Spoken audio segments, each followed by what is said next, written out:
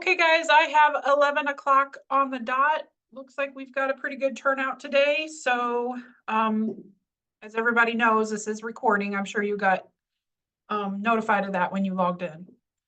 So, welcome to the July 2024 cataloging meeting for Missouri Evergreen. I hope everybody still has all of their digits after their 4th of July holiday. I do, thank goodness. I think we've got a pretty short meeting today. I don't know. I say that every time and then somehow it usually ends up not being super short, but we'll see. So we're going to start off with some committee news. We do have our newest committee member. They are from Karen Young is from the MLC that is coming on. She's the cataloger at Kirkwood Public Library. I do see the top of her head right now. There's Karen.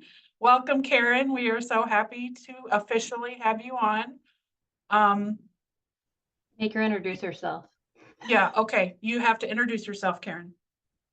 Hi, I'm Karen Young. I've worked at Kirkwood Public Library for 2 years, and our official migration date to Evergreen is October 17th. So we're just all trying to gear up and, manage the chaos of a migration as much as possible. But I'm really looking forward to working with everybody in MEC and joining the cataloging committee. So, yeah. Thank you, Karen. Speaking of the committee, we still are down one person. We do have names that we're kicking around and talking about. If you are interested, please shoot us an email. We do plan on making a decision by the August meeting. So let us know by then. Let's see. I have a link here to the Odoo cataloging. I called it a hub. I kind of liked that.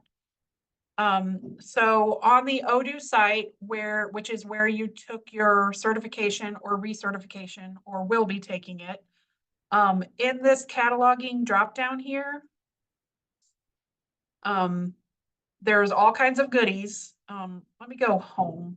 So this is what it looks like when you first come in, and then you go to cataloging, and there's all of this nice drop down. And then, sorry, where's that other screen? Well, anyway, there's links to things that go out. There are all of this. My goodness, I'm just clicking everywhere. All the certification is there in one spot. All of the documentation, our meeting notes are here.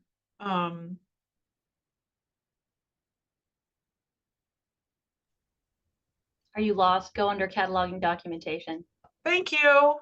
Cataloging documentation. Is it because I'm not logged in? It was there. 1, 2. It's the 4th down. Cataloging documentation. 4th down. Under documentation. 1, 2.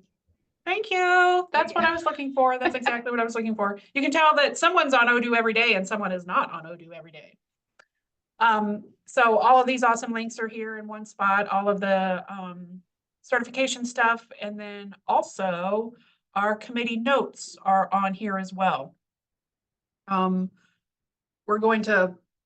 We don't want to have stuff in 2 places, but a lot of stuff does link out to the Missouri Evergreen website, but we would like for this to kind of become a one-stop shop for everything Missouri Evergreen cataloging. And honestly, it's a little bit more user-friendly than the website, but everything you need is still on the website as well. I did not want to be remiss and forget that we wanted to say congratulations to Dorinda from Pulaski. She is retiring, yay! We all hope that you enjoy your retirement, Dorinda, and Natalie is going to be the cataloger at Pulaski. So everyone send your well wishes and congrats to Dorinda in the chat, please. All right, Liz, it's you. Good morning, everyone. So I don't have much news. I've been, working on policies and stuff in the background mostly, but you can see the numbers for people who are getting certified and recertified, and they are steadily growing. I'm getting a lot of work over the recent couple weeks. I've gotten a ton of it. So keep going. If you still have questions, you know where to find me. And also, I did an image upload directions. Kate, if you want to click on that. So we have the ability to upload images, but I made directions basically is that like how, when, where we do that. So there's a lovely flow chart that I don't know, I think it makes it easier, but we'll see. So basically whether you need to upload a cover image or not, because some things, even though they may not have one when you bring a record in, you technically should wait and see if they get a record, if they get the image attached to the record. And those are, things that the vendor just may not have on file yet, but things with standard ISBNs that are commercially available. Upload Imager is really more for things that are homegrown from your library. So like kits or really, really random things that maybe don't even have an ISBN or, like genealogy, things like that. Things that are commercially available, generally, the vendor, Syndetics, will get an image uploaded eventually. There's also directions in here for if you come across a record and there's an image, but it's wrong. That happens. And then there is an example of, even the email that you can send to Syndetics, say, hey, this is wrong. So Syndetics, as of late, when I've had to contact them, has been really quick with fixing things. But as we've said in the past, for me, it's been a couple days, less than a week lately, but before it has been like a month or so. So it really depends on how fast they're getting to those. So keep that in mind if you have to contact them. But that is the image upload directions. Those are available, of course, in Odoo under the documentation stuff where Kate just was, and under the advanced certification. Or if you always have questions, you can email me and I can just send them to you. Either way. You can bug Liz as much as you want. Yes, that's my job. Okay, so our catalogers breathe fire. We have Liz to thank for that awesome title. I looked for some oldies but goodies. So as a reminder, this is our website. Let me go home.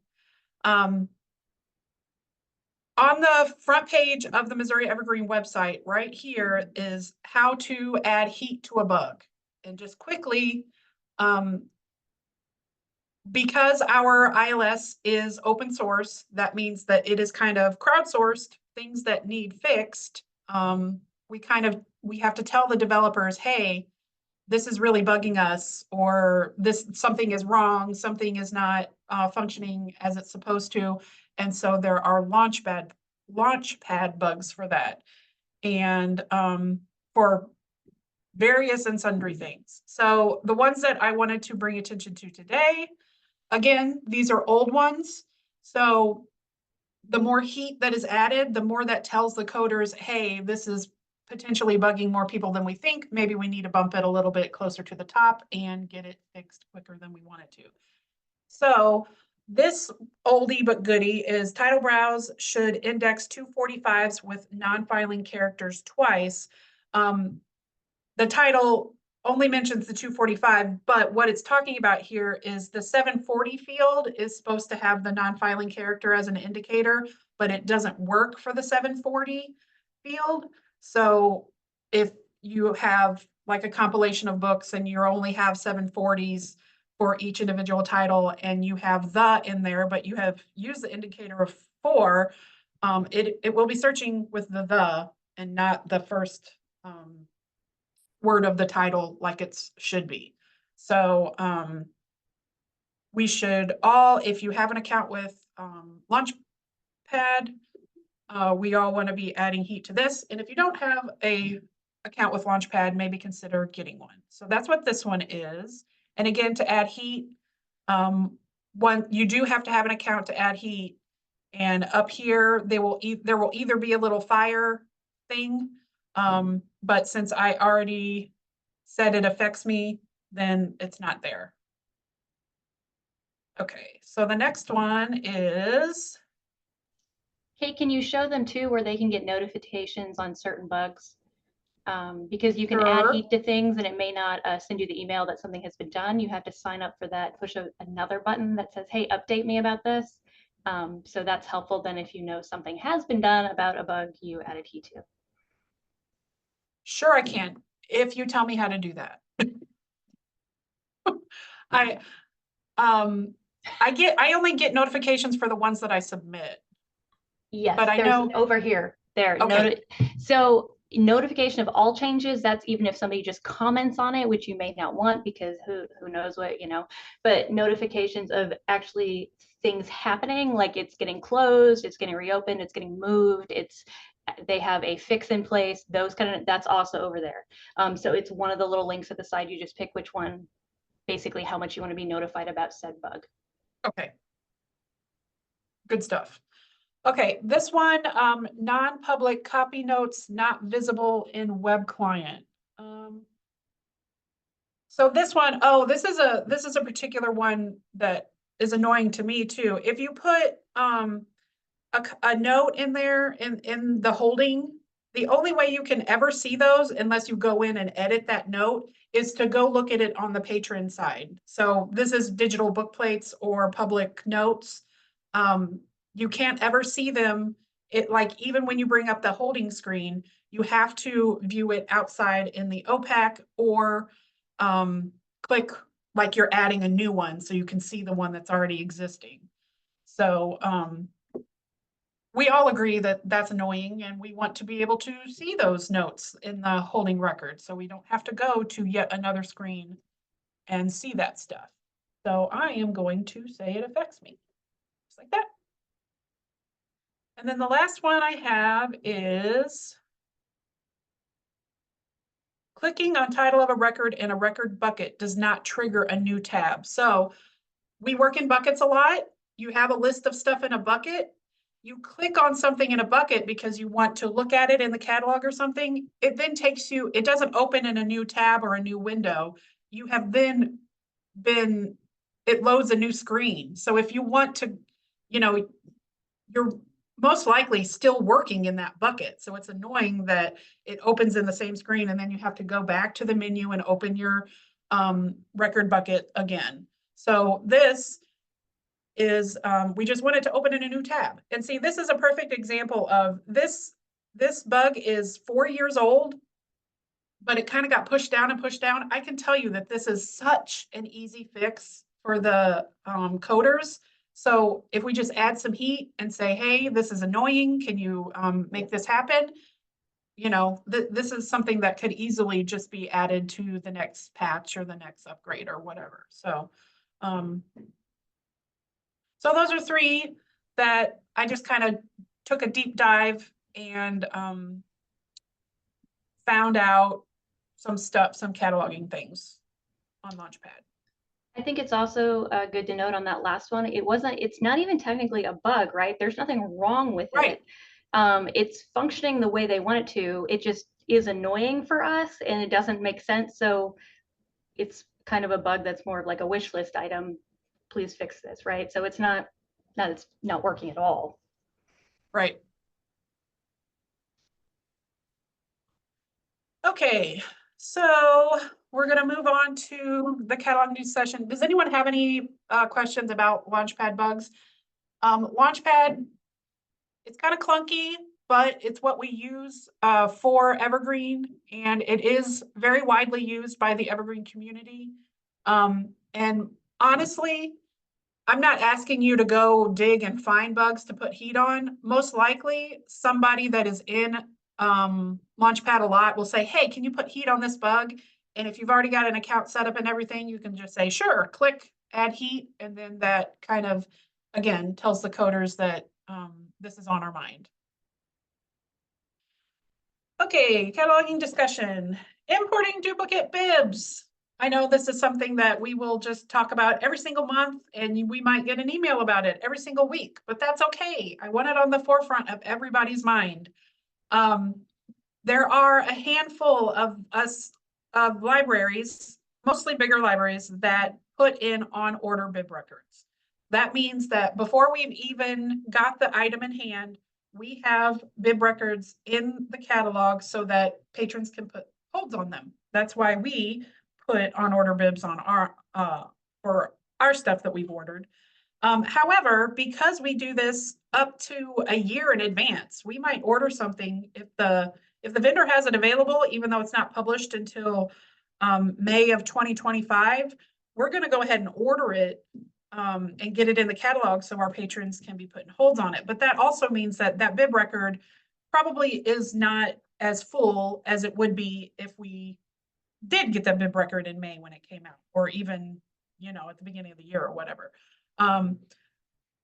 So just because the item that you have in hand doesn't match exactly what is in the on order bib, you need to look at the bib and see if the ISBN is the same, the title, the, you know, all of that stuff. You want to really look at it and make sure that what you're putting in is not a duplicate for something that is already there.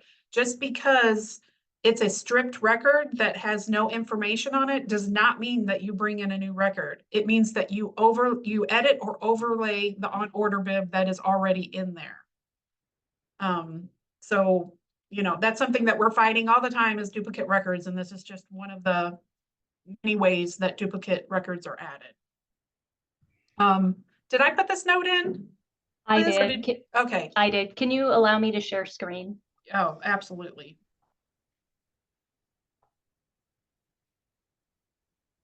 My Zoom updated this morning, and it immediately, like, they moved my buttons and I'm like lost. I thought so too. I thought everything was okay. I was like, you... was it just me? What happened here? Okay, so are you able to share now?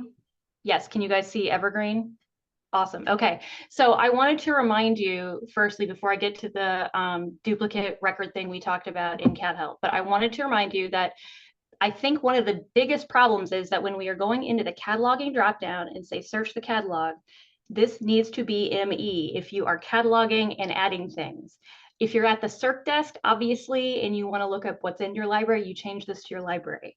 If you're cataloging, you need to be looking in the greater Missouri Evergreen. And that is a simple solution and problem, but I think something that just gets missed because you can set that to be your library or your branch or whatever. Okay, so make sure you are searching me. Okay. Second thing, when you are searching to bring in items, you need to do a two-step search. You need to do some kind of numerical search, and you need to do a author title, whatever search. You need to do both. That is also how something will be missed. If you were just looking up something by ISBN, that's, you know, not necessarily going to help you if it's really the same thing is already in there, but it doesn't have the exact ISBN, like, you know, our hardback, paperback that we can put on the same thing, those kind of things. So make sure you are doing both kinds of searches. Okay.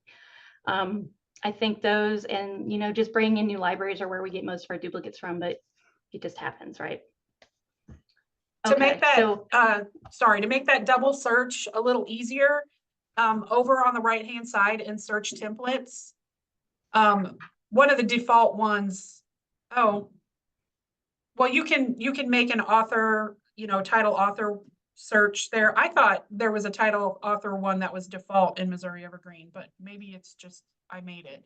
But you can make search templates. So, you know, I'll do my numerical search, and then I'll go over here to search templates and do a drop down, and I have one called title author, and then it automatically populates all of the faceted search stuff, so I can just pop in my title author.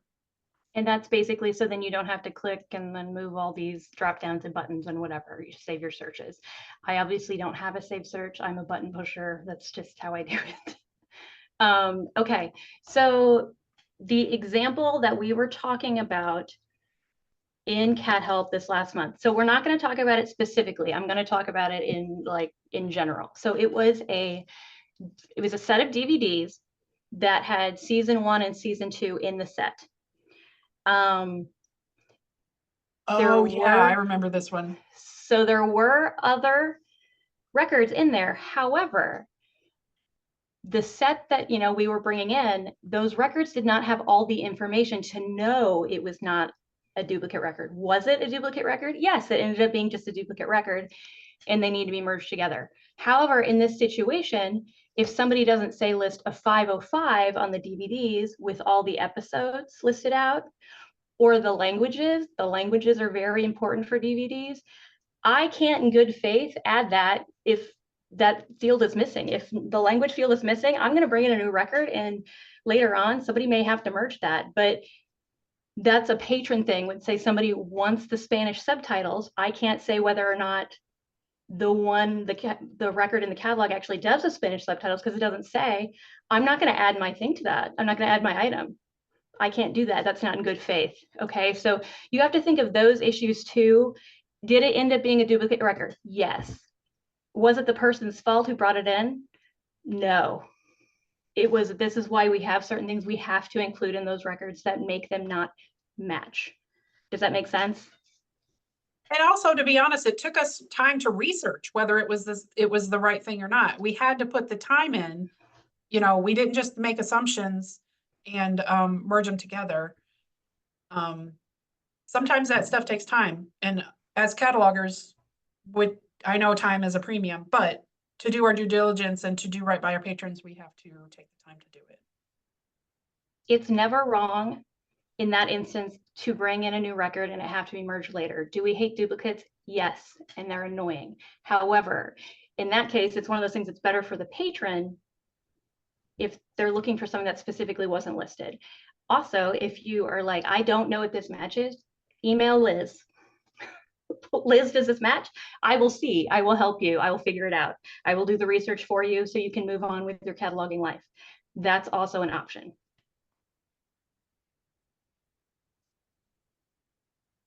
Do we have any questions about duplicates?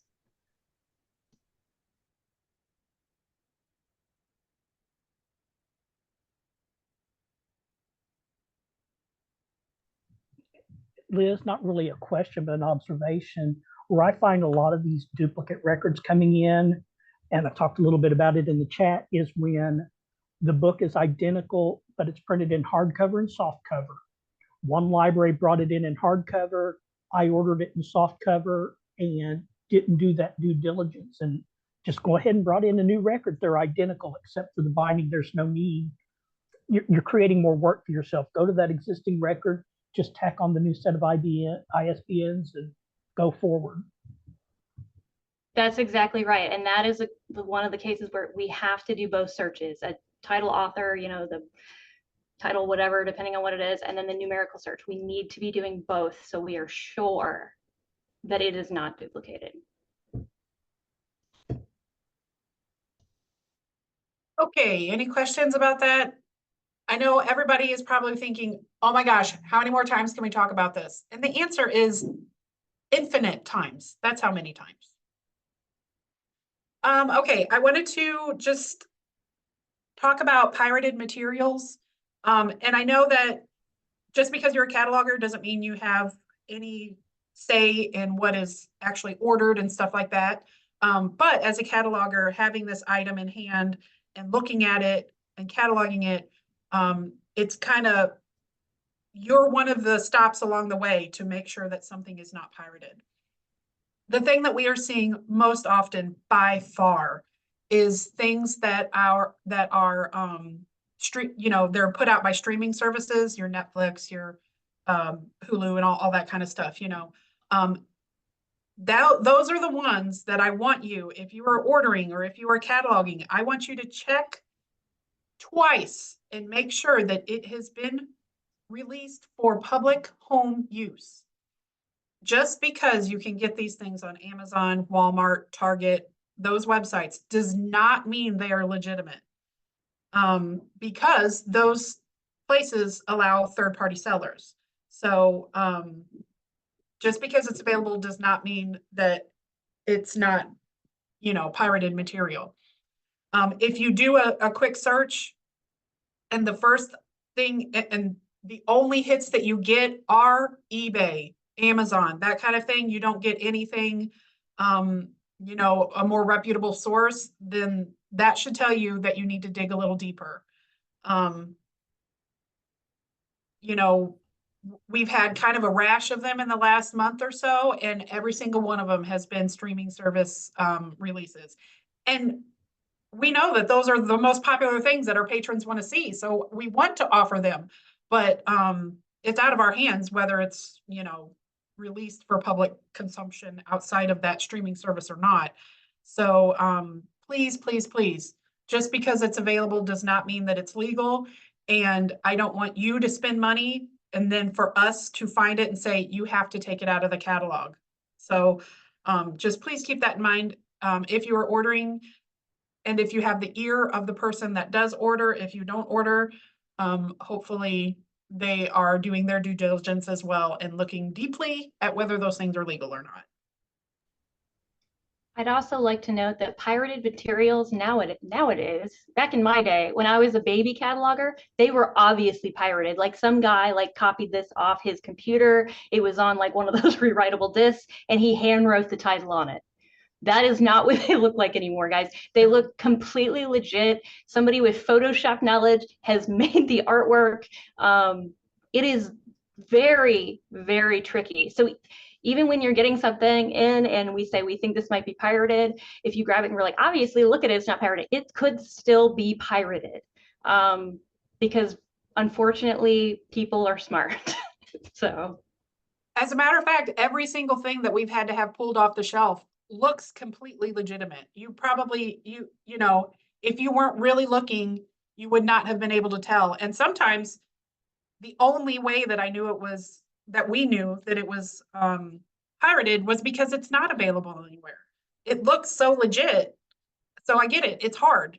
It's just one more hurdle that us catalogers have to jump through. But yeah, because they look legit now. I wish it was back in those days where, you know, Ben down the street had just written speed. we knew that was pirated. also, if I ever request anything, please somebody send me a fake pirated thing that you've made yourself with like just cat photos and speed written on in very bad handwriting. Like, feel Nice. free. That's what I get. Before we move on, I want to address a couple things that are happening in the chat. Firstly, okay, so Warren asked, how do you know when you bring an on-order record in if there really isn't more than 10-page difference or 3 centimeters in height difference, right? Because we talked about those on-order records are pre-pub generally, so are they correct? Well, let's be honest. If you're the first one who goes in there, you're going to have to trust it. Like, there's a certain amount of trust we have to do with these records if you're the first one with the item in hand and you were not the one who put the on-order record in. It just is what it is. Now, also, Warren notes that many of these on-order records have ISBNs together, right? So they'll have hardback and the paperback or softcover, whatever, on there. Okay, so that's fine for the on-order record. However, when you're going on and you're the first person with that item, if your ISBN is one of those ISBN but not the other, take the other one off. Make somebody have to add the soft cover back on or the hard cover back on, because that means they would have had to check it. Okay, I know that like that slightly creates more work, but there isn't much we can do when there's 80 million of us cataloging at the same time, right? So there's gonna have to be some duplication of work. And as Ron said, if it's an OCLC record, you just trust it. When it's pre-pub and it's OCLC, generally you just gotta trust it. So we have to have a little more faith than we do generally. So I usually say don't trust, but we have to trust a little bit. And that's one of the things that I've said many, many times. One of the definite things you need to check with on-order records is that page number, because out of all the things, that is most often the thing that is wrong. Because this was brought in pre-pub, they don't have that final page count. So usually they're going to know how big the book is, right? They're going to be like, oh, right. it's a hardback and it's always that standard size. But let's say then they, widen the margin a millimeter, then that will throw off the page count. So if you see a record and both things are wildly off, I would bring in a new record, right? But if at least the page numbers are like just too off and it's the same size, I'd say that matches, right? And honestly, with on-order bibs, more often than not, I'd say probably 50% of the time, there's no page number at all in the 300 field with those on order bibs. It needs to be filled out by the cataloger who has item in hand first. Okay, there was one more thing in the chat, but I'm gonna have to share screen again unless you want to, Kate. Sandy asked, search templates, how to create a search template. We were just talking about that. It's really easy, so we can just go ahead and talk about that. So Kate, if you want to show the buttons, basically. We'll see Kate's search templates then, because I didn't have any on mine, so this is a better example. Okay, so I am going to set up a template here. I want books, I want to search by title, and then I also want the author. So this is going to search all books with this title and this author, and I'm going to go to search templates and I'm going to save template right here. And you can see I have two of them. I have a title and author and a title and author. I've saved it doubly. So it's very, very easy. Oh, and another thing, you probably want to go ahead and exclude electronic resources in that template, and then that will always be checked as well. So it's super duper easy to do. It's a very easy thing to do, but if you've never done it, you're like, what? I had no idea it did this till probably a couple months ago, and I think Kate told me, so. Yeah. It is handy dandy. Okay. We just want to be sure that cataloging contacts are being checked. This is something that we're going to check annually. We do come across quite a few, more than you'd think, of libraries that have the incorrect contact on them. Also, if on the contacts, your director is the cataloging contact, but you are actually the cataloger, we would definitely prefer that the cataloger be the cataloger contact and not necessarily the director. Now, of course, that is what you guys decide that, but we don't want that whole, the director gets it and then it's their responsibility to then disseminate the information to the actual cataloger. That doesn't make any sense, and of course, we want everybody to be subscribed to the listserv, but make sure that your cataloging contacts are up to date. And this is something that we are going to try to be more on top of and make sure that we do have the correct cataloging contacts. Also with cataloging contacts, be very aware that there's a primary and a secondary contact. So if, say, your director does want to receive everything, they could be the secondary contact. We can be contacting primary and secondary. That is you guys need to tell us when we're contacting people. Should we be contacted only the first name, or should we be contacting both? And then if a director wants to be a secondary contact, that's fine. It's just preference, right? And then if you do have a change in catalogers, just email one of the many emails that are here on your screen and we will get that information updated. All right, now Liz is going to walk us through a little MARC 101 tutorial on the 082 field. So MARC 101, this was the little series we started. We started at the very top of the record and we're working our way down. We obviously have not gotten that far if we are only at the 082. Okay, what is the 082? That is, according to MARC, where you put your Dewey Decimal number. Now, in MEC says we must always have an 082. So if you are bringing in a record, put an 082 on it. However, MEC does allow the caveat that if this book is fiction and it does not have a number there and you have to assign it, let's say you have an adult fiction book, it's by some random local author. Instead of going in the 800 tables to find their author number, which it's beastly in there, guys, it's a dark, scary forest, just put fic in brackets. Now, when you bracket something in the 082 field, it's basically like, this is relevant, but I'm also kind of making it up, is what that means. So fic could be any fiction book, right? So, and we don't have to get the 800 number for that then. Or let's say it's a juvenile book, you just put J, YA, E, but we bracket it because it's not that Dewey number, okay? Now, if you want to be brave and look for that author number, more power to you. But I don't even do that. It is a scary place in there. And I don't go in the 800 table unless I have to, because they link out 500 other places. Yeah. Okay. So let's also talk about the fact that is the 082, that Dewey number that's in the MARC record, what you have to use for your call number? Absolutely not. Absolutely not. So let's say, you know, so many of these books, let's say the records we get from OCLC have an 8 whatever number for the Dewey field. That's the author number. If you were to classify everything in the library by Dewey, the author's books would then all end up together. However, we don't do that. That's crazy. Patrons don't want to look for fiction in 800. They want to look for it in genres. So that does not mean if the 082 is a Dewey number or something you don't even want to use, just fiction. If you have your fiction separated out, say it's a Western, you can do whatever you want for your call number, guys. That's up to you. Use whatever you have going in your library. But when you bring in records, they must have an 082 of some kind. You can't just leave it out, or if it's not there, okay? Now, Kate, oh, did you open the OCLC bib formats? I'm sorry, I missed it.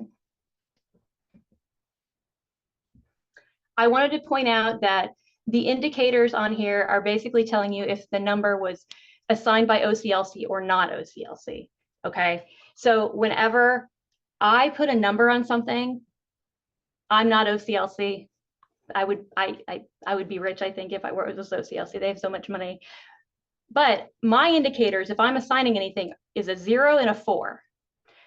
That's generally, you're only going to see a 0 and a 4 for somebody who's not OCLC or LOC, and then the O and the 1 for them, okay? So if you're assigning a Dewey number, whether it's fiction or you're going in the Scary 800 tables or it's nonfiction and you're just assigning a number, you in your indicators 08204, because we're not LC, okay? This is an easy field. Just got to put something in there. I encourage everyone to bracket something on their fiction books. It makes it so much easier. If you need help, of course, finding a Dewey number, you ask Liz. The cataloging committee is going to get OCLC from the state library. Can I show you an example? Absolutely. Kate, pull up any record, any book.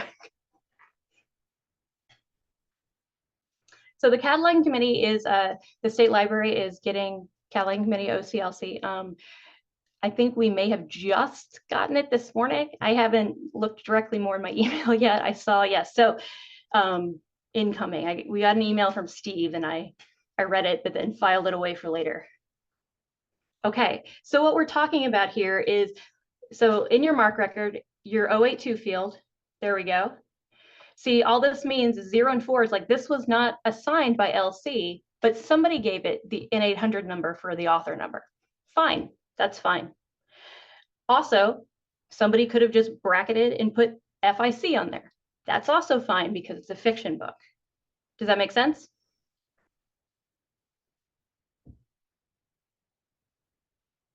There you go. The only books that you bring in that absolutely have to have a Dewey number in the Dewey classification field are obviously nonfiction, right? Those have to have a nonfiction number. We're just giving you that easy out if they're fiction, that we're cheating, fic. Okay, so does anybody have any other questions about that? I'm very angry that all I did was hit retrieve last bib record and it was a James Patterson book. It's 90% of the time it's going to be a James Patterson book. Now, okay, so we talked about 082 means the Dewey Decimal Classification. There are other classification fields that we don't use. So fields like 099, some libraries use that one. 092, some libraries use that one. Those can all be taken out because we don't use those. Also, the LC classification that is in the 050, none of us really, we don't use the LC in public libraries, so that field can be taken out also. The only classification field you need to make sure is in there, and you are putting in there, if there isn't one, is a 082, okay? Just makes it cleaner and easier for everybody.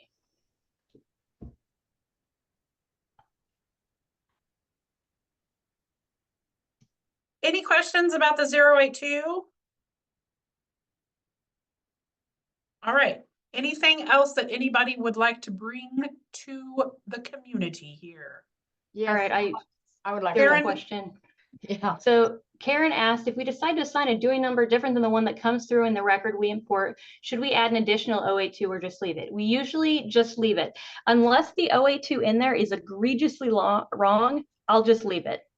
Now, if it's like some kind of book about birds and it should be in science and somebody ended up putting it somewhere crazy, I'll replace the 082 with the one I believe is correct. But we generally don't have multiple 082s in the records. The 082 is repeatable. That's what this R means here, but that doesn't mean we want to do it all the time. Though, you know, there's arguments like that bird book, for example, that Liz had, you know, some people, I don't know, they might want to put it with the animals and some people might want to put it in the science, you know, so. Well, let's say it's an index of birds. We could put that book in a 0 blah, blah, blah field for index. We could also put that book in the science for birds. Now, would that be should we repeat the 082 there? You could, and that is legitimate, having both of those. We don't have to, as long as there's one. But because generally we don't want to muddy it up with a ton of 082s, because Dewey numbers they're very gray area, right? And you can assign several things, right, for most nonfiction books. And since we're talking about multiple 082s, whatever the top one is what's going to show up right here in that the record summary. So if you do have more than one, which again is not wrong, but you know, we're not saying everything should have more than one by any means. But just like the 020, it uses that top one to display. The same goes for the 082.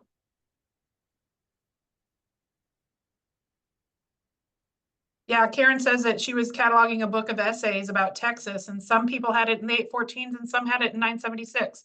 So, and honestly, as a cataloger, it's helpful a bit to me to see that it could be put in two different places, but Cataloger's judgment. yeah, sometimes it really is legitimately could go in two different places. So. Okay. I don't see any other questions in the chat. Thank you everyone for talking in chat. I do have We're a actually chatty this time. Yeah. Oh, Nancy has a question.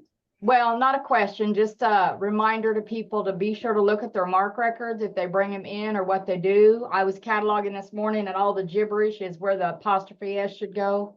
So I had to take all that out this morning. So just a reminder. Yeah, those diacritics, when we bring in stuff, can be real boogers. So usually when you see it once in the record, it's going to be everywhere in the record. If you see one apostrophe that is, 7 characters long of just symbols and stuff, then most likely it's going to be everywhere in the bib record. Most likely it's those 505s, those 520s that, do it. But that's not something that is our fault that happens, but it is our responsibility to take those out. Yeah, there were like 6 libraries that had already cataloged it. So just a warning on what Nancy is saying. So I have noticed that sometimes I will go to bring a record in from OCLC and it looks fine in the MARC view. Before I bring it in, I'm like, that looks fantastic. Great, bring it in. And then once I import it, that wackiness shows up. Okay, so it is on the import when bringing it in that happens. So sometimes the record looks fantastic when you first look at the MARC view, and it is not, it is a lie. I have been caught and bit by that several times. So we have to make sure that we are looking once it is actually imported, because it is something on the bring in process and fonts and numbers and magic in the background that is making those weird symbols appear. Leah said her husband pointed out that while browsing that Julia was in the cookbooks. There's an argument for that, because you can add 092 to the end of any Dewey number and make it a biography. So if those are people, they both write cookbooks, there's an argument for that. Most people, I think, have a biography section where that would just be a B. However, it's not wrong. It's kind of weird, but here we are. You can say that about a lot of things in cataloging. That all of cataloging is here we are. It's kind of weird. Okay, guys. If there is nothing else to discuss, our next meeting is August the 12th. And we will see you then. So everyone have a great rest of your month.